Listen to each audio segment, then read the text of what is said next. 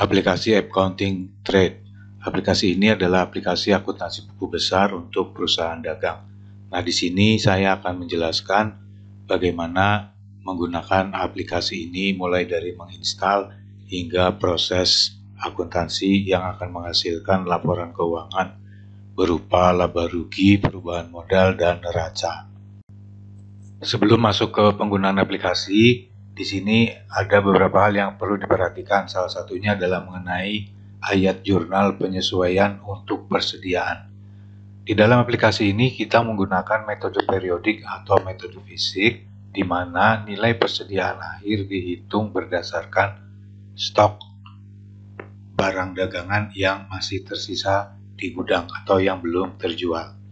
Dalam contoh ini, persediaan awal sebesar 500.000, kemudian dari informasi bagian gudang masih ada persediaan yang belum terjual atau persediaan akhir, yaitu 350.000. Nah, AJP untuk persediaan ini dengan menggunakan metode periodik maka adalah sebagai berikut ya. Berarti nanti kita keluarkan persediaan awal.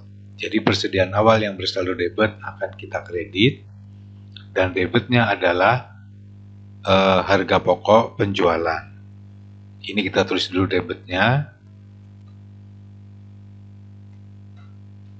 Di sini kita menggunakan pencatatan metode harga pokok penjualan ya, bukan metode laba rugi. Maka kita menggunakan rekening sementara dengan nama harga pokok penjualan. Kita taruh di debit dengan keterangan persediaan awal ya, kemudian jumlahnya 500.000. Kemudian persediaan awal kita keluarkan dari rekening atau akun persediaan, atau di sini kita taruh di kredit karena saldo dari akun persediaan ini dia bersaldo debit. Oleh karena itu kita kosongkan dengan mengkredit sebesar saldonya ya. Jadi persediaan ini kita kredit sebesar 500.000, kemudian masuk ke rekening sementara yaitu harga pokok penjualan dengan penjelasan ini adalah nilai persediaan awal yang kita kosongkan. Kemudian yang berikutnya adalah memasukkan persediaan akhir yang 350.000 ini menjadi persediaan akhir atau menjadi nilai dari rekening atau akun persediaan. Di sini kita debit kita masukkan karena setelah jurnal ini, jurnal pertama AJP yang pertama ini persediaan akan 0 ya. Perhatikan di sini ada saldo debit 500, kemudian nanti dikredit 500, maka dia akan bersaldo 0. Setelah 0 maka kita masukkanlah nilai persediaan akhir. Di sini kita debit persediaan, kemudian kita masukkan angkanya yaitu 350.000. Kemudian kreditnya adalah harga pokok penjualan dengan keterangan ini adalah persediaan akhir. Ya, jumlahnya sama yaitu 350.000 di sisi kredit. Nah, dengan adanya dua jurnal penyesuaian ini, maka nanti saldo dari akun persediaan yang tadinya 500.000 maka akan menjadi 0. Kemudian dengan adanya jurnal penyesuaian yang kedua yang tadinya sudah 0 persediaan ini, maka akan dimasukkan di sebelah debit yaitu 350.000 yang merupakan persediaan akhir. Nah, ini adalah AJP persediaan pada metode fisik.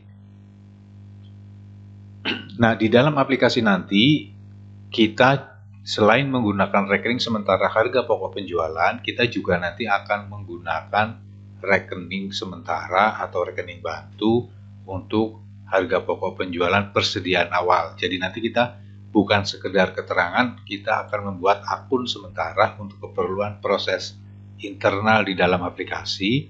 yaitu akun persediaan awal yang merupakan bagian dari HPP. Jadi nanti kita akan membuat akun di dalam buku besar ya, skema atau daftar buku besar dengan nama HPP persediaan awal. Kemudian ada lagi HPP persediaan akhir. Ya. Jadi nanti kita menggunakan akun HPP persediaan awal dan akun HPP persediaan akhir untuk mengimplementasikan dua AJP untuk persediaan awal dan persediaan akhir seperti ini. Nah, karena nanti di dalam laporan keuangan di perhitungan laba rugi nanti akan muncul perhitungan HPP di mana persediaan awal nanti akan berada paling atas dan HPP persediaan akhir nanti akan berada paling bawah. Nanti kita akan kasih dia dengan nomor 1 ya. Kemudian yang ini nomor 9 dalam urutan di daftar akun buku besar, atau kalau kita nanti menggunakan 3 digit maka di sini bisa kita kasih 001 dan di sini kita kasih 999 agar ketika dibuat laporan keuangan dia akan berposisi paling atas dan ini paling akhir.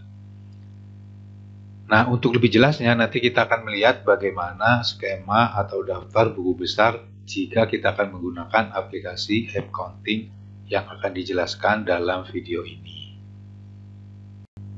Memasang aplikasi. Nah, aplikasi ini membutuhkan web server lokal karena pada hakikatnya dia merupakan aplikasi berbasis web. Oleh karena itu, pastikan kita sudah memasang XAMPP, kemudian kita jalankan XAMPP yang sudah kita pasang dan aktifkan Apache dan MySQL. Untuk menjalankan XAMPP, pastikan Anda buka folder XAMPP di mana XAMPP itu terpasang. Biasanya berada di drive C. Nah, di dalam foldernya nanti kita akan mendapatkan file dengan nama XAMPP control. Nah, ini kita buka. Nah, setelah aplikasinya jalan, kita perhatikan modul Apache dan MySQL ini aktif. Setelah dia aktif, maka kita akan melihat di bagian PID maupun port sudah terisi angka dan di nama modul tersebut berwarna hijau. Aplikasi ini didistribusikan dalam bentuk file zip ya. Nah, file ini kita buka, kemudian kita copy isinya, kemudian kita masukkan ke folder htdoc di dalam folder XAMPP.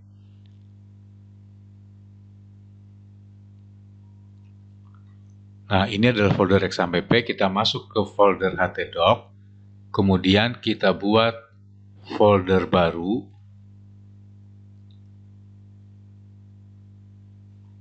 kita kasih nama yang sama,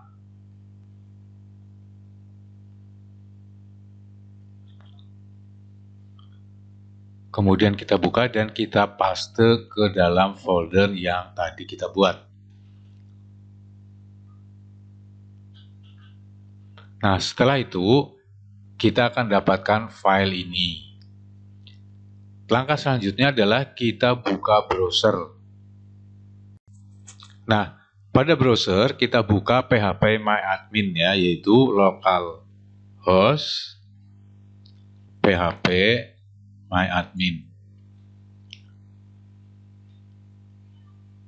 Setelah terbuka, maka nanti kita bikin basis data baru ya, kita klik baru. Kemudian kita buat basis data dengan nama AppCounting TRD. Kemudian diklik tombol buat. Nah, setelah database-nya terbuat, ini masih kosong semua, maka kita akan mengimpor file SQL untuk mendefinisikan basis data yang akan digunakan di dalam aplikasi. Nah, berikutnya kita buka tab import. Kemudian kita telusuri berkas SQL yang akan kita impor. Nah, di dalam folder AppCounting.trd nanti kita akan punya satu file SQL dengan nama AppCounting.trd kosong. Nah, ini kita pilih, kemudian kita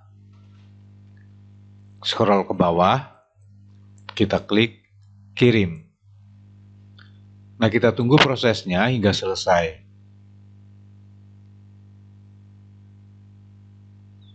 Nah, jika sudah selesai, kita akan mendapatkan AppCounting.trd tadi dengan tabel-tabel yang merupakan tabel untuk menyimpan data ke dalam basis data MySQL. Setelah ini ada, maka kita bisa membuka aplikasinya melalui browser. Di sini kita tulis localhost AppCounting.trd. Nah, ini adalah tampilan halaman login aplikasi AppCounting.trd. Ya, nah di sini kita bisa masuk sebagai admin, yaitu dengan menggunakan nama admin, kemudian passwordnya 12345. Nah, setelah berhasil login, kita akan berada di halaman beranda. Perhatikan di sini bahwa ada beberapa akun yang belum didefinisikan. Maka di sini akan tampil data mengenai akun-akun yang perlu didefinisikan dulu. Hal ini muncul karena memang akunnya masih kosong ya. Kalau kita lihat ke sini, administrator, kemudian buku besar, datanya masih kosong. Nah, untuk keperluan cara menggunakannya, di sini kita ada soal latihan untuk perusahaan dagang yang perlu diperhatikan. Di buku besar nanti aplikasi tersebut akan menggunakan kode pengelompokan seperti ini. Jadi kepala 1 untuk aktiva, 2 pasiva, 3 pendapatan, 4 harga pokok penjualan, 5 biaya, dan 6 ikhtisar laba rugi. Nah, di bawah ini adalah daftar akun buku besar yang digunakan dalam contoh ini.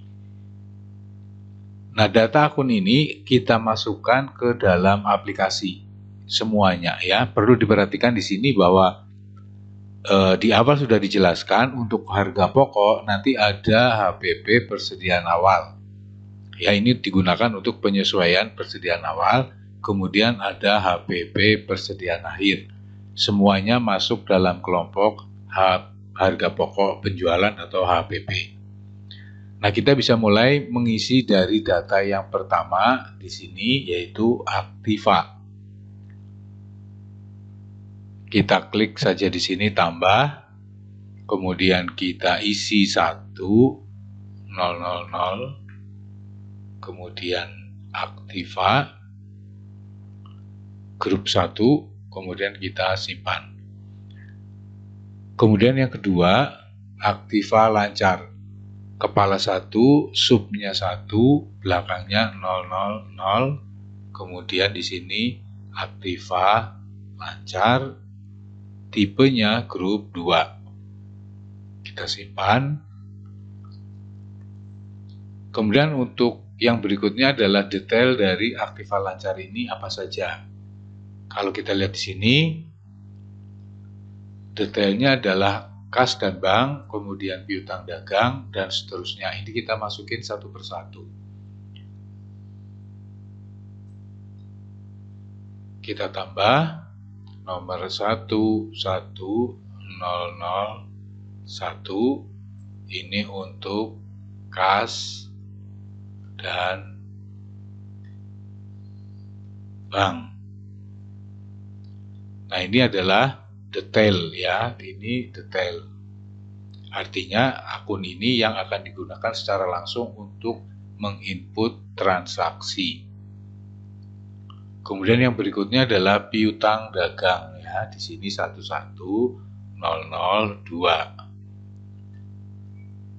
Piutang dagang, tipenya detail, kemudian kita simpan. Nah, ini adalah yang sudah kita input. Semua akun-akun yang ada dalam contoh ini diinput satu persatu sampai dengan yang terakhir, yaitu ikhtisar laba rugi. Nah, setelah semua data akun buku besar kita input, kita akan dapatkan data akun seperti ini ya. Kita sudah input semua sampai dengan ikhtisar laba rugi ya. Perhatiin di sini. Nah, kemudian kita cek lagi di beranda. Kalau kita perhatikan ini masih belum didefinisikan atau masih kosong. Nah, untuk mengisinya maka kita buka menu administrator, kemudian data perusahaan ini. Nah, ini saya buka di tab baru supaya kita bisa mengisi atau mengambil data-data yang dibutuhkan. Kemudian kita lihat di buku besarnya dan kita isi apa yang dibutuhkan. Yang pertama adalah nama perusahaan, ini sudah diisi, nggak apa-apa. Kemudian periodenya. Nah, yang penting di sini adalah data akun yang belum didefinisikan. Yang pertama adalah akun laba rugi. Akun laba rugi itu adalah ikhtisar laba rugi di sini ya, 6000. Kita isikan di sini 6000. Kemudian akun modal. Di sini akun modalnya adalah 2301. Ini kita copy saja.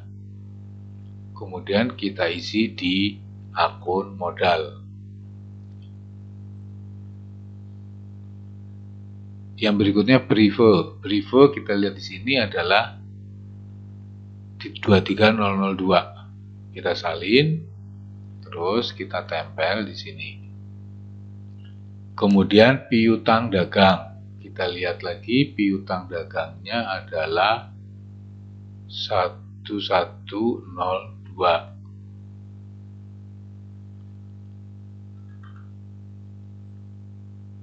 Akun penjualan. Akun penjualan adalah ini ya, 31001. Kita copy, kita paste di sini. Kemudian pembelian ini ya, 4102.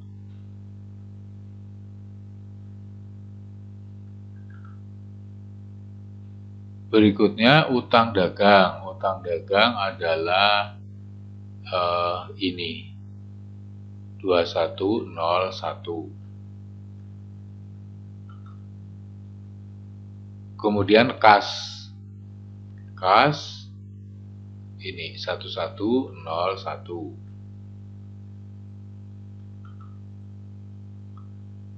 Akun potongan pembelian. Potongan pembelian itu ini ya, potongan pembelian 4104.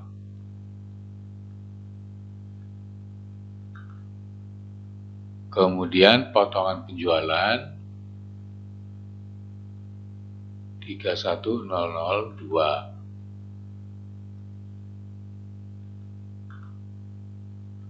Nah, setelah selesai, maka kita simpan data yang dibutuhkan tersebut. Nah, selanjutnya kita kembali ke beranda di sini untuk mengecek apakah data-data tersebut sudah benar ya. Di sini sudah tidak ada lagi pesan kesalahan karena semua data sudah didefinisikan dengan benar. Langkah berikutnya adalah memasukkan neraca saldo awal periode ke dalam aplikasi. Di sini kita sudah memiliki data neraca saldo awal periode untuk masing-masing akun ya. Di sini kita sudah punya. Nah, data-data ini kita masukkan ke dalam aplikasi. Kita buka menu administrator, kemudian dipilih saldo awal. Kemudian kita isi dari akun yang pertama yaitu kas, kita klik edit, kemudian saldonya nanti debit, jumlahnya 221495. Di sini kita masukkan 221495 di debit, maka kita klik simpan. Kita lihat di sini dia sudah masuk saldo awalnya yaitu 221495. Berikutnya adalah untuk piutang dagang.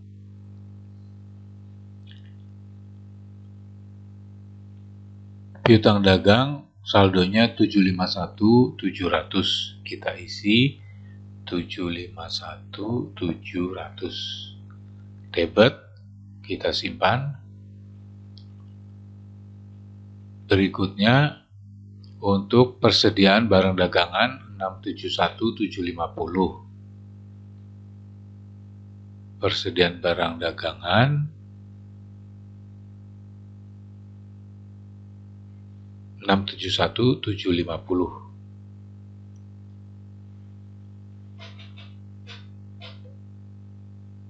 Masih di debit. Nah, semua data kita masukkan ke dalam saldo awal buku besar. Nah, setelah semua data saldo awal pada buku besar kita isi, ya, kita perlu cek keseimbangan debit dan kreditnya, yaitu 1825574 sama dengan kreditnya. Kita cek lagi di soalnya, sama ya, 1825574 debit maupun kredit. Setelah neraca awal kita inputkan ke dalam aplikasi, maka berikutnya adalah data transaksi yang ada pada perusahaan tersebut. Kita sudah bisa menginputkannya. Di sini kita memiliki data transaksi dari tanggal 2 sampai 31 Januari. Ya. Nah, data ini kita inputkan satu-satu, tentunya dengan menganalisa transaksi tersebut di jurnalnya seperti apa. Nah, kita lihat yang pertama, tanggal 2 Januari. Kalau kita lihat di sini, maka dia akan dicatat di jurnal kas keluar, karena kita membayar utang. Nah, debitnya adalah utang dagang. Jumlahnya 31550. Ya. Kemudian kreditnya adalah kas, yaitu 315550. Nah, ini adalah analisa transaksi yang harus diperhatikan dengan baik sebelum menentukan bagaimana kita mencatat jurnal ini. Kita masuk ke aplikasi, kita pilih di jurnal khusus, yaitu jurnal pengeluaran kas. Nah, di sini belum ada datanya, kita tambahkan. Tanggalnya adalah tanggal 2. Kemudian nomor buktinya kita gunakan saja nomor urutnya, yaitu bukti 01. Keterangannya adalah bayar utang. Utang ke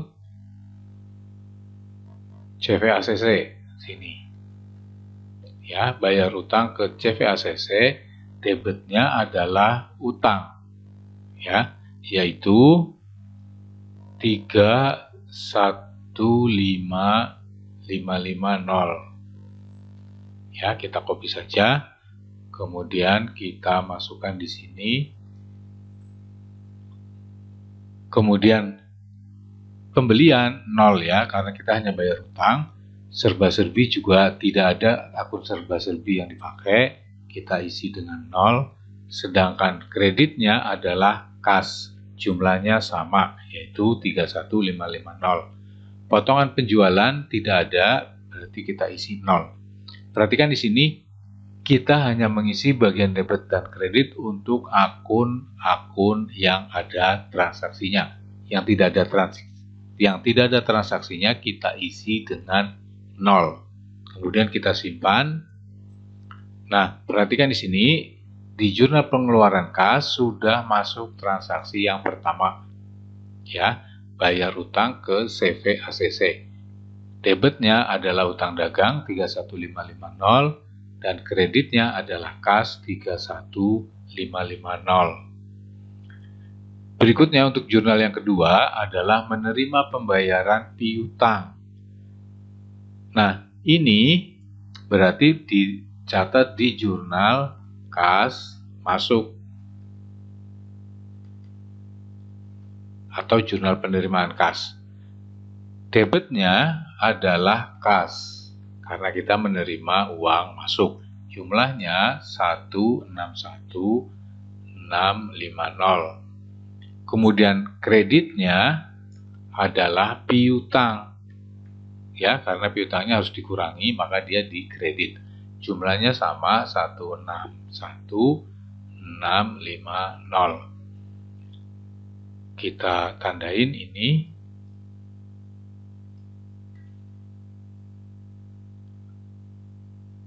Analisa transaksinya ya, jurnal kas masuk. Nah, kita buka di aplikasi, kita pilih jurnal khusus yaitu penerimaan kas. Nah, di sini masih kosong, kita tambahkan jurnal baru.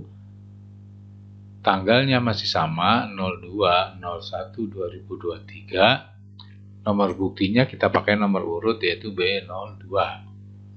Kemudian dia diterima dari PT Citra. Kita tulis saja nama perusahaannya boleh.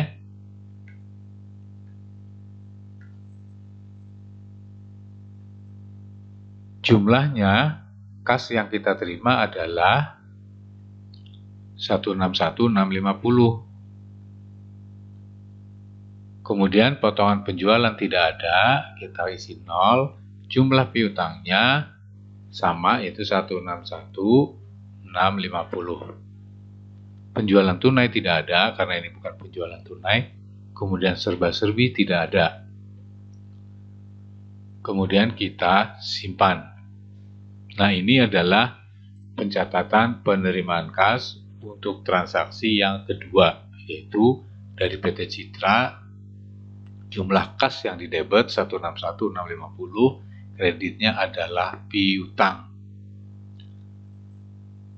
Kemudian kita lanjutkan dengan yang ketiga. Di sini dijual kepada CVACC secara kredit sebesar 225.400 dengan syarat 57N15. Nah, di sini berarti ditulis di jurnal penjualan karena penjualannya kredit. Ya, jumlahnya adalah 225.400.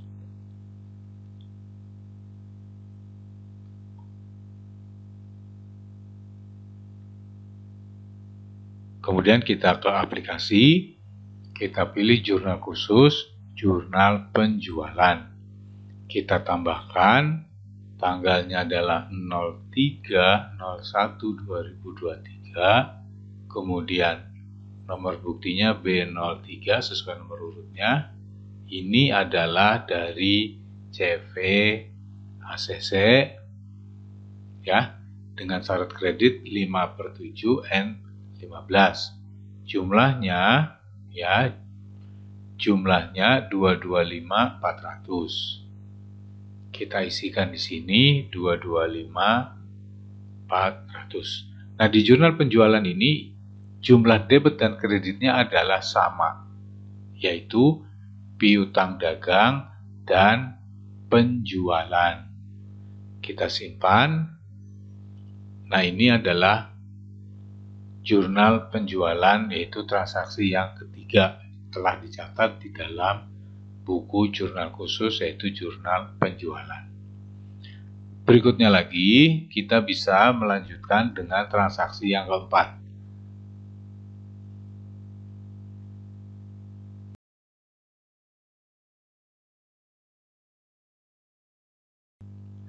Nah, berikutnya setelah semua jurnal di-input, kita bisa melihat dari menu jurnal khusus. Di sini ada jurnal penjualan.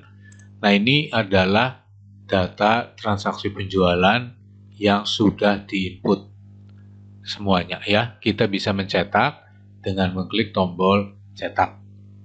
Kemudian untuk jurnal pembelian kita sudah isi semua. Ini adalah bentuk jurnal pembeliannya. Belum diposting ya, kalau mau diubah bisa diklik edit, kalau mau dihapus diklik hapus. Kemudian untuk jurnal penerimaan kas, ini bentuknya.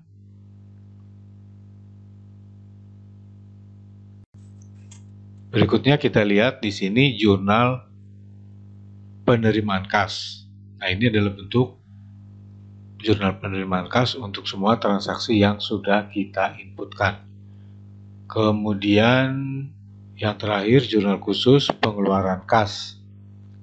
Ya, ini adalah jurnal pengeluaran kas yang sudah diinputkan transaksinya. Nah, untuk jurnal-jurnal selain yang 4 ini, selain dari jurnal khusus, kita menggunakan jurnal umum. Nah, ini adalah jurnal umum yang belum diposting. Nah, di sini contohnya adalah untuk retur penjualan, kemudian pemakaian perlengkapan, biaya angkut pembelian, kemudian ada biaya bank, pendapatan bunga, itu dicatat di jurnal umum ya. Kemudian untuk AJP persediaan barang akhir, barang dagangan akhir, kita mencatatnya seperti ini, yaitu nilai persediaan awal kita kredit ini ya, persediaan barang dagangan dikeluarkan 6751, nanti debitnya masuk ke HPP persediaan awal. Kemudian persediaan akhir barang dagangan kita debit atau kita masukkan dan kreditnya adalah HPP persediaan akhir ya, 1700 1700. Nah, selesai kita membuat ini, maka tahap berikutnya adalah melakukan posting semua jurnal yang sudah dibuat. Nah, kita mulai dari jurnal khusus, yaitu jurnal penjualan. Untuk melakukan posting jurnal penjualan ke buku besar, di sini kita scroll ke bawah, nanti ada tombol hijau untuk proses posting jurnal. Perlu diperhatikan bahwa selama proses posting, browsernya tidak boleh ditutup, tidak boleh pindah ke halaman lain. Jadi kita tunggu hingga proses itu selesai. Nah, di sini kita klik. Kita tunggu. Setelah selesai, kita akan dapat tampilan seperti ini. Jurnal yang belum diposting sudah tidak ada. Jurnal yang sudah diposting ada tanggalnya di sini. Kalau kita klik, maka akan ditampilkan jurnal yang sudah diposting pada tanggal ini. Ya, tanggal postingnya ada, aksinya sudah kosong, artinya sudah tidak bisa diubah lagi. Ya, semuanya sudah ada. Kemudian di bawah nanti ada ringkasan jurnal. Jadi jurnal penjualan ini nanti akan didebet ke rekening 1101 yaitu piutang dagang dan akan dikredit ke 31001 yaitu utang dagang. Ya, data ini otomatis akan dibuat berdasarkan data yang di awal kita sudah definisikan pada data perusahaan, yaitu akun-akun khusus yang digunakan secara internal oleh aplikasi. Nah, posting yang kedua adalah jurnal khusus, jurnal pembelian. Kemudian kita scroll ke bawah, kita klik lagi posting jurnal, kemudian kita tunggu. Setelah selesai, maka kita juga akan dapat data jurnal yang belum diposting sudah kosong dan pindah ke jurnal yang diposting pada hari ini. Ya, ini sudah diposting. Kemudian ringkasan jurnalnya, debitnya 41002, yaitu apa ini? Pembelian. Kemudian kreditnya adalah 21001, yaitu utang dagang. Sini ya, utang dagang. Kemudian kita lanjut lagi untuk jurnal khusus penerimaan kas. Ini juga sama, kita tinggal posting saja dengan mengklik tombol hijau, ditunggu beberapa saat, kemudian nanti kita akan selesai. Kemudian kalau kita lihat yang sudah diposting di sini, maka di bawah nanti sudah ada ringkasan jurnalnya. Berikutnya adalah jurnal khusus pengeluaran kas. Kita scroll ke bawah, kita posting lagi. Kita tunggu, kemudian kalau sudah selesai, jurnalnya sudah kosong, kita klik tombol yang tanggal hari ini di mana kita melakukan proses posting. maka akan ditampilkan data jurnal yang sudah diposting dan ringkasan jurnalnya. Nah, yang terakhir adalah jurnal umum. Kita posting seperti ini. Jadi ini adalah jurnal yang belum diposting ya. Untuk melakukan posting, kita pilih jurnal, kemudian posting jurnal. Nah, di sini ada 7 jurnal yang belum diposting. Kita bisa proses untuk postingnya, kemudian kita tunggu hingga semua proses selesai. Nah, setelah selesai, maka kita bisa melihat jurnal umum yang sudah diposting. Nah, ini adalah yang sudah diposting. Nah, perhatikan di sini bahwa ketika kita menutup jurnal penjualan, jurnal pembelian, penerimaan kas, dan pengeluaran kas, maka ringkasan dari transaksi yang ada pada buku jurnal itu akan masuk ke jurnal umum. Perhatikan di sini, ini adalah proses posting dari jurnal penjualan, ya. Kemudian jurnal pembelian, ini adalah ringkasan jurnalnya. Kemudian jurnal penerimaan kas, dan terakhir adalah jurnal pengeluaran kas. Ya. Nah, jika sudah selesai diposting, maka tahap berikutnya kita bisa melihat neraca saldonya. Di sini kita lihat laporan, kemudian neraca saldo, kita akan mendapatkan data saldo dari akun-akun yang ada di buku besar. Kita bisa lihat detail transaksinya dengan mengklik detail sini. Kemudian kita bisa lihat mutasinya, debit kreditnya. Ya, berasal dari mana ini, ada penjelasannya. Kemudian kita bisa lihat yang lain. Ya, neraca saldo, misalnya untuk penjualan, di sini kita bisa lihat detailnya. Nanti dia berasal dari jurnal penjualan, jumlahnya sekian. Jika ingin dicetak, kita bisa mencetak. Jika sudah selesai, kita sudah periksa pastikan ini benar, ya. Maka berikutnya kita bisa membuat laporan laba rugi. Kita klik di sini.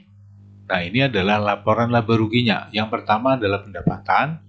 Jumlah pendapatan bersihnya adalah penjualan dikurangi potongan penjualan dikurangi retur, yaitu 4781.080. Kemudian pendapatan di luar usaha ada pendapatan bunga 1.500 sehingga total pendapatannya 4782, yaitu 4781 ditambah 1.500. Kemudian perhitungan harga pokoknya kita lihat di sini.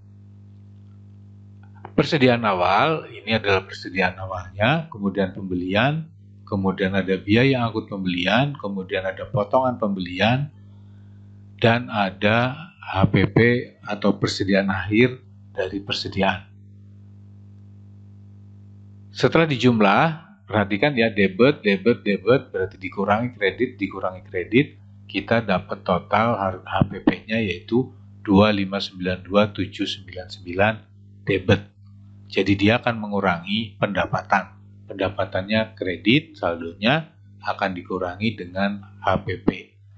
Nah, di bagian berikutnya adalah biaya perusahaan. Di sini akan ditampilkan data-data biaya yang dikeluarkan oleh perusahaan.